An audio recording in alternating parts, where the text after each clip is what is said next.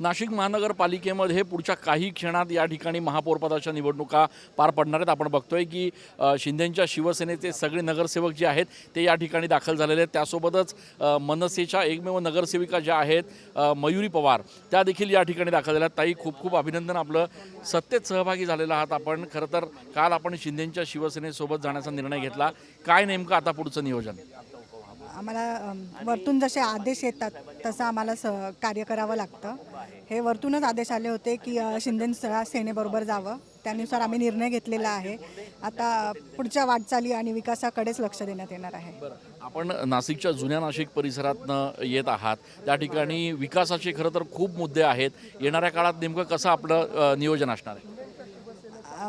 खरं तर ही निवडणूकच आम्ही विकासाच्या मुद्द्यावरच लढलेली आहे। जो विकास व्हायला पाहिजे होता जुन्या नाशकातला तो झालेला नाही आहे।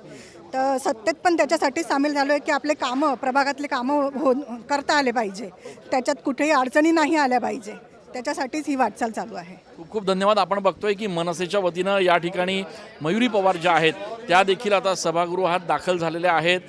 इथे विलास शिंदे आहेत, त्यासोबतच आपण बघतोय की विलास शिंदे जे आहेत ते या ठिकाणी भाजपच्या आमदार देवयानी फरांदे आणि त्यासोबतच सीमा हिरे यांच्या पाया पडलेले आहेत। अण्णा, खरं तर एक सुसंस्कृत राजकारण नाशिकमध्ये बघायला मिळत आहे। आपण या ठिकाणी आलात, आमदार उभ्या होत्या, त्यांच्या पायाचा स्पर्श केलेला, आपण काय सांगाल?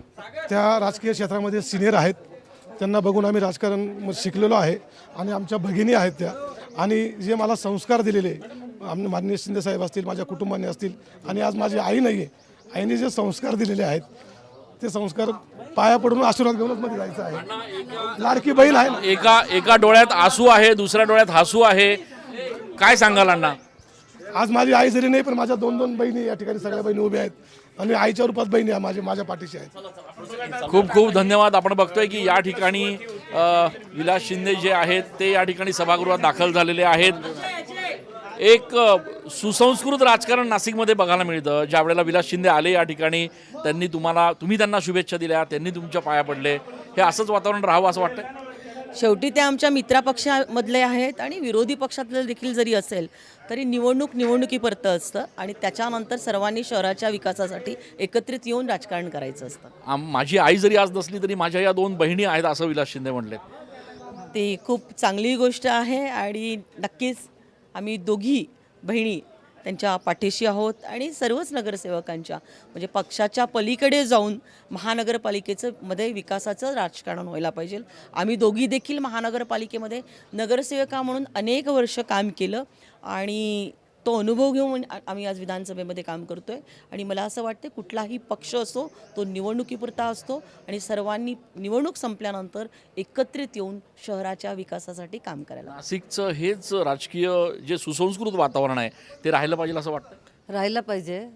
पक्ष हा निवडणुकीपुरती असतो, निवडणूक झाल्यानंतर पूर्ण एक शहर म्हणून आपण शहरासाठी काय करू शकतो किंवा सगळे एकत्रित येऊन आपल्या शहरासाठी काम करू शकतो, हे यामागे दाखवण्याचा मला वाटतं प्रयत्न आहे, आणि आम्ही त्यांच्या लाडक्या बहिणी आहोत असं म्हटलं तर काय हरकत। खूप धन्यवाद। आपण बघतोय या ठिकाणी नाशिक महानगरपालिकेच्या सभागृहात आता शिंदेंच्या शिवसेनेचे नगरसेवक देखील दाखल झालेले आहेत।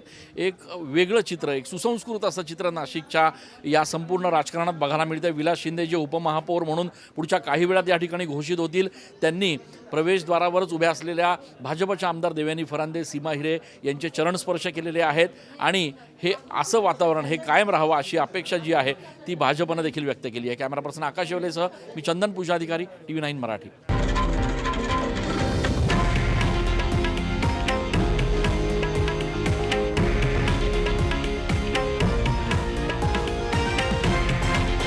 हे आहे देशातील नंबर 1 न्यूज नेटवर्क, आणि आपण पाहत आहात TV9 मराठी, एकमेव।